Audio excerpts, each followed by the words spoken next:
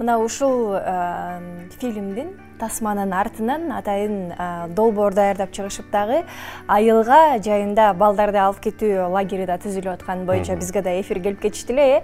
Сонун идея чыккан, эң эскиси бул клипти көргөндө айылга баргым келет. Ооба, бай сөзсүз түрдө мисалы шаар жергесинде биз өзгөчө жанагы интернет деген нерсе же болбосо ошол эле сын алгы деп коебуз. Көпчүлүк учурда өзүбүздүн убактыбызды ошол жака мисалы жумшатып турган болсок, же болбосо алаксытып турган болсок, ал эми айылда көпчүлүк жерде азыр мисалы түздөн түз барган интернет жок, балким мобилдүү интернеттер болсо керек, бирок ошол жака барып, анан кичинекей бөбөктөр, ушу биздин өсүп келе Айылда жаткан бар негизи интернет. Жок, эми мындай биздеги баягы шаардагыдай интернет жок да. Мындай келген мисалы баягы провайдер деп коебуз го, ошондой интернеттер жок да, же барып калды айылга. Бар. Ооба. Ошондой барып калды. Мисалы азыр айылга барсаңыз, сиз башкача да айылда, мурдагыдай айыл эмес, азыр өнүгүп алышкан, өсүп алышкан, ооба. Анда мен көптөн бери бара эле окшойм. Ооба, кантсе дагы бул баягы жаңы проект деп атпайбызбы? Ал баягы өспүрүмдөрдү айыл жергесинде бир аз көндүрүү, үйрөтүү, шаардан алаксытуу. Жакшы бир иш-чара болуп атат, Ооба. Ал эми биз урматтуу көрүүчүлөр программабызды уланталы жана келген конокторду тааныштыралы. Көптөгөн конкурстардын жеңүүчүсү, эл ырчысы конкурсунун сынагынын жеңүүчүсү жана азыркы учурда көп клиптерден да көрүп жүрөсүздөр. Жаш актер деп койсок да болот, ырчы Төлөгөн Мамыров жана жаш эстрада ырчысы Алтынбек Соров биздин студиябызга конокко келишип, азыр таптаяр болуп турган келебездер. Кош келиңиздер. Ура, биздин үйдебиз. Заман эсен келдик, саламатсыздарбы? Кутман таңыңыздар менен барыңыздардын. Байрамыңыздар менен. Манай жакшыбы? Манай Эң сонун анткени сиздердин босогуңуздарды аттаган деле киргенде аябай студияңыздар жакты. Анан биз дагы күтүп отуруп экрандан сонун берүүңүздөр бар экен, ошолорду көрүп отуруп маанайыбыз көтөрүлүп, алтын экөөбүз дагы Күчтөнүп атасыз. аябай күчтөнүп, анан күйүлөнүп кирип келдик. Биз дагы сиздерди көргөнүзгө аябай кубанычтабыз. Анан албетте мына карап турабыз, аспаптар дагы даяр болуп турат, күйүлөнүп турат. Өзүңүздөрдүн талантыңыздар дагы азыр чыгайын деп турат. Албетте буга чейин деле таланттыңыздарга көп болуп келишкен, бирок бүгүн өзгөчө бир сонун чармаларды биздин телекөрүүчүлөргө арнап бересиздер деген ишеничтебиз. Албетте, албетте. Бүгүн темабыз айылым болуп атпайбы? Анан сиздер деле айылдыксыздарбы? Ооба. Ааламга жол айылдан башталат дегендей баарыбыз эле биз Алтынбек экөөбүз тең айылдан тарбия алып келгенбиз. Кайсы айылдан? Ош областына караштуу Ноокат районунун Көкжар айылында мен өскөм, туулуп өскөм. Баткен областынын Баткен шаарында, Баткен деген айылында чоңойгом. Баткен шаарында, Баткен деген айылында. Шаарга жакын айылда. Жакшы. Чала спортик дегенде эле Чала шаар, Чала айылда экен. Шаардын четинде болуп калат да ошондо. Түшүнүктүү. Анда бул жердегилердин баардыгы эле айылдык экенбиз, Анда мындай тилибиз жакшы табыша алабыз да, Ооба, айылдыктар жөнөкөй болобуз негизи. Шаардан келгендер мынтип сүйлөйт го. Сиздердин айылда мактанаарлык же болбосо өзгөчө эмне жер бар? Биздин айылда мактанган жерибиз Апшырата суу шаркыратмасы бар. Кооз жерден ошол. Анан ошондой тегиздикте бир тообуз бар, Улуу тоо деген. Анан токойубуз бар. Негизи эле мактанчу айылым бар. Сонун. Биздин айылыбызда айгүл бар. Жок десең. Айгүл бар. Бул дүйнө жүзүндө Баткендиктер эмес, Кыргызстан мактана турган. Анан кийин өрүк сары деп коет го, өрүк сары. Баткен дегенде эле өрүк эске түшөт, негеден. Анан айгүл. Анда келиңиздер, анда бир чыгармадан баштайлы азыр. Кайсыл чыгарманы эл журтуна? Балким айылым деген ырлардан аткарабыз. Айылым деген чыгармалардан ошол сөзү Надырбек Алымбеков агайыбыздын калемине таандык. Керим Турапов агайыбыздын Айылга кат деген чыгармасы бар. Анткени баарыбыз айылдан алыста жүрөбүз. Ырыскыбыз шаардан терип дегендейчи, ушул чыгарманы жалпы биздин көрөрмандарга аткарып берейин. Айылга кат аттуу чыгарма.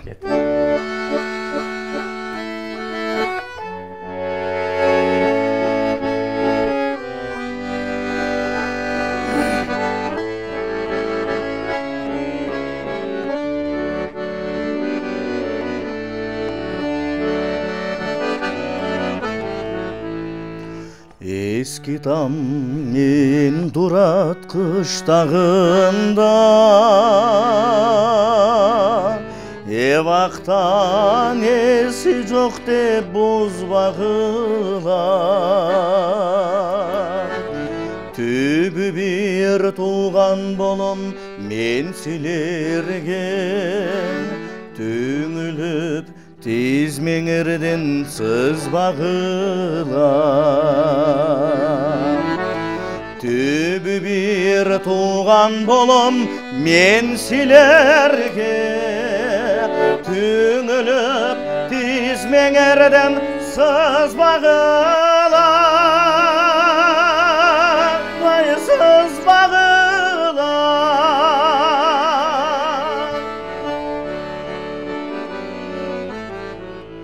Бозоргон бостам турса жол боюнда Бордош бүрө бар деп ойлогула Атенем ак тилектен салган эле Алардын эмгегин да ойлогула Чоң атам ак тилектен салган эле Арбагын унут кылып койбогула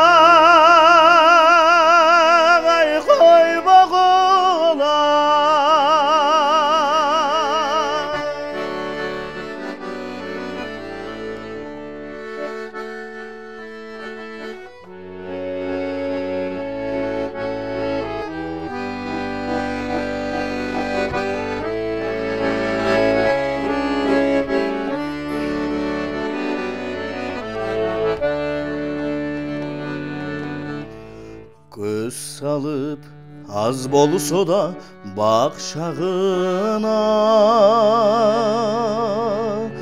Жеримди алакандай сактагыла Тагдырга айлаганча барбай калсам Тизмеге балдарымды каттагыла Тагдырга айлаганча барбай калсам Тизмеге балдарымды каттагыла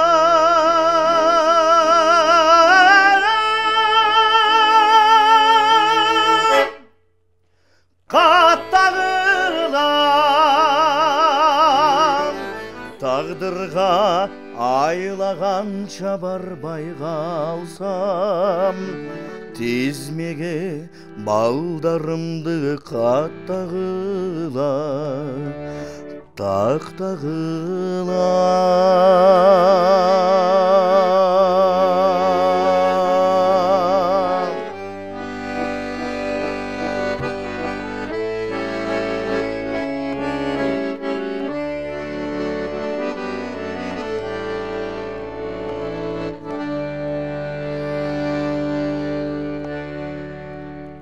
деген чыгарма болду.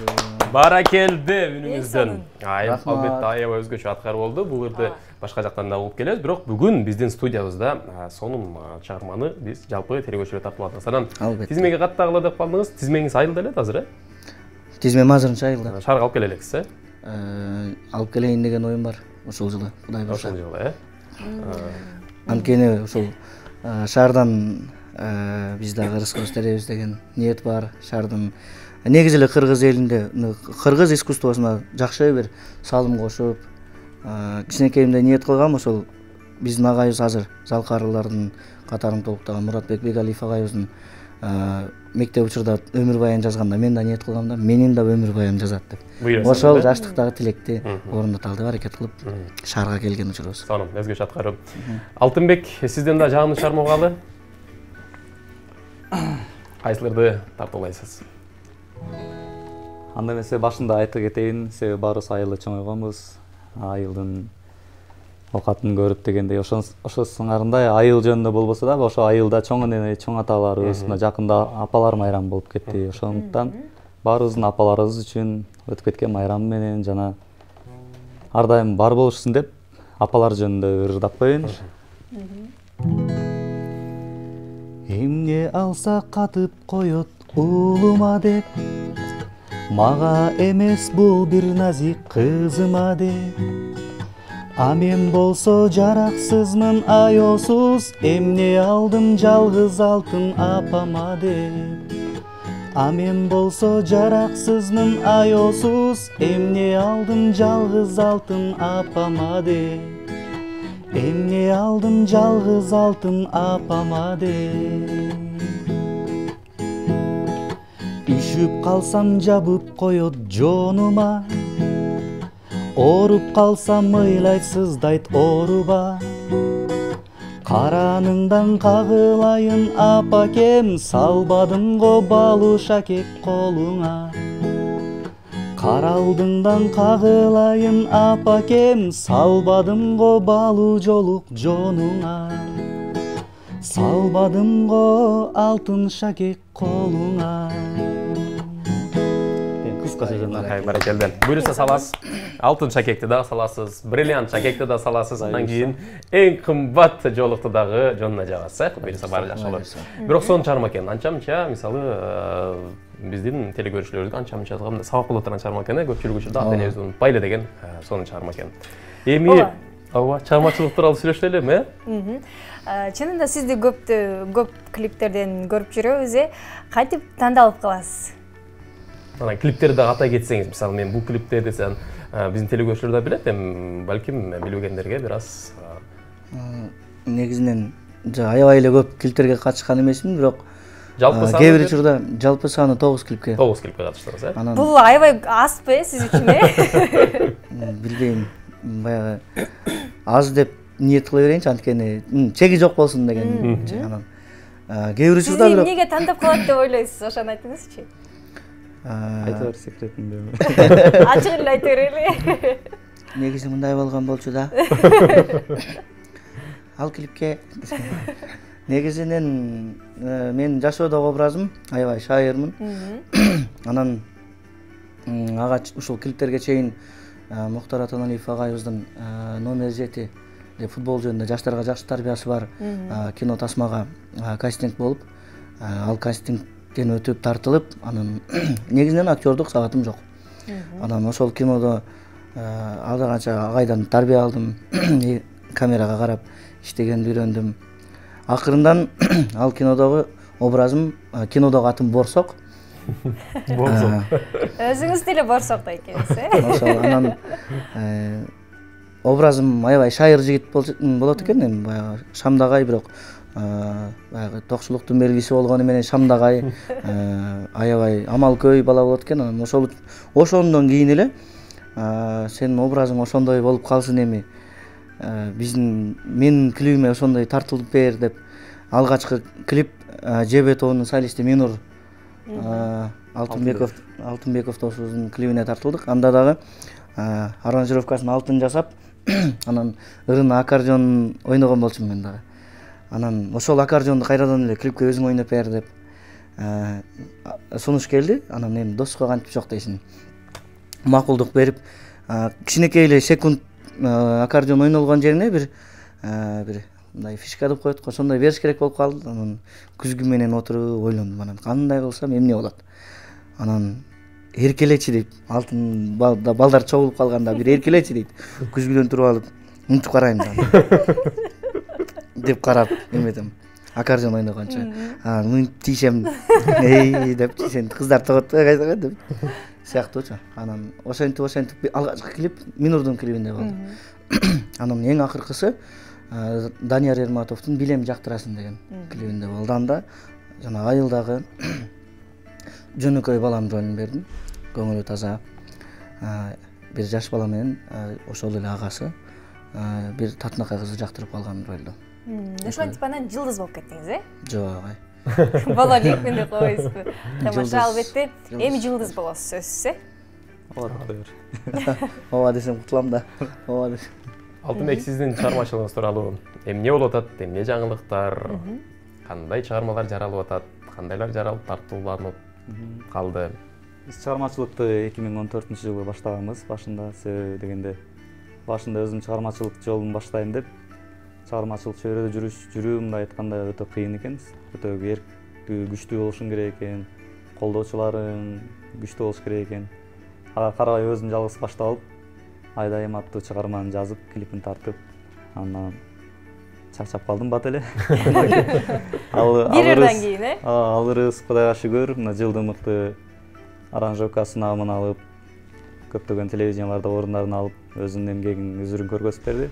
Андан кийинки 2016-жылды биз Төлөгөн экөөбүз мындай айтканда бул өзүнүн актёрство чеберчилигине, мен аранжировка жана голос режиссеру ушу жагына басым жасаган болчубуз. Кудайга шүгүр эмгегибиз акталып, азыр аранжировщик катары, бул актер катары таанылып, мындай бир аз болсо да элге таанылып калдык. Эми 2017-жылды Кудай буйрса эми өзүбүздүн атыбызга иштелди атабыз. Мындай айтканда баарын өзүнүн ченеми менен, өзүнүн 2018-жылы.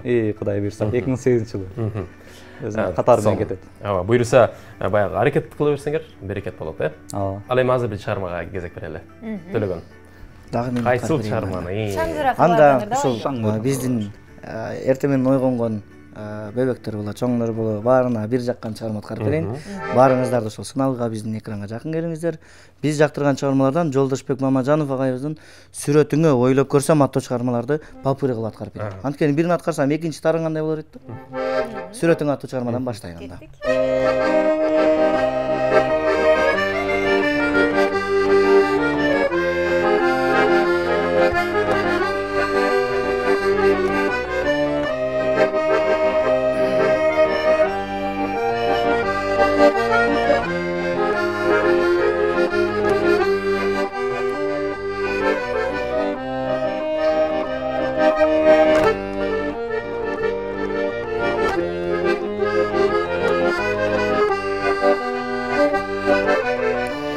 Сакта деп өзүң берген жалгыз сүрөт, сакталуу ошол бойдон менде жүрөт.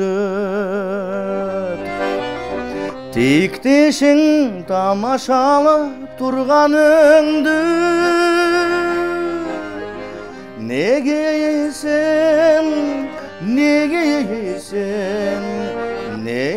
сен түштүң экен күлүмсүрөп. Неге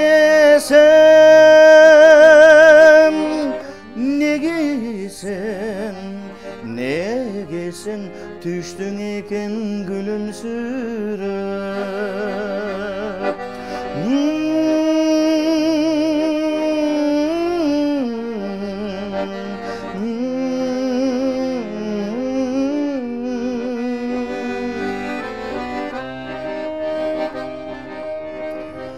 Эгерде бирөө болсо менден бөлөк, жетитип сүрөтүңдү жебөртөмө. Мен тытпайм күнөө сенде сүрөт эмес, сүрөтүң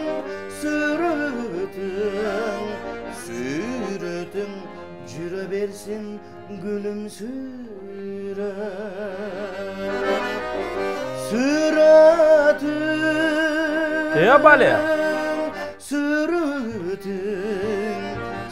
Сүрөтүң жүрө берсин күлүмсүрөп. Ойлоп көрсөм аттуу чыгарма.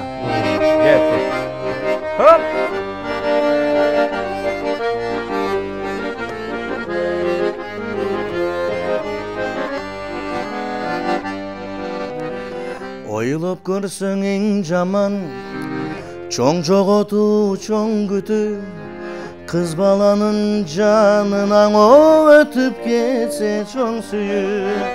Жаман, не жаман, бул дүйнөдө эң жаман, сүйүү күтүү, сагынуу, айрылуу жаман. Жаман, не жаман, бул дүйнөдө dünyada en jamman süygüdü sağını ayrılacağım.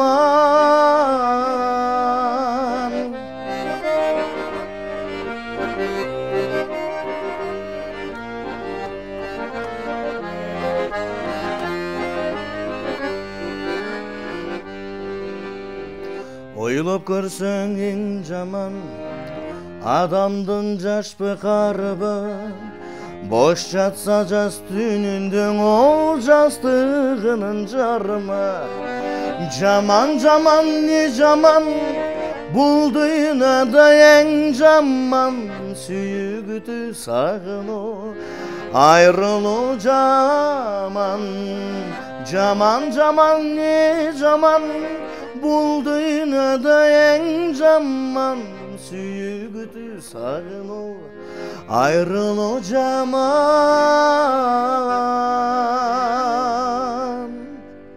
Сагынуу жаман деп Жолдошбек Мамажанов атабыздын ойлоп көрсөм деп айрылуу жаман деген чыгарма. Бул ушул Корозон күнүндө эч кимден айрылбасын, жакындарын тапсын дегендей чыгарма болду. Эң сонун аткаруу болду. Не дейбиз? Убакыт соңуна келип калды. Сиздерге ыраазычылык. Көпкө ырдатып сүйлөтүп отургубуз келип атат. Биз да аябай көп ырдагыбыз келди эле. Макул эми. Айла жок. Мейли деп койсуздарбы?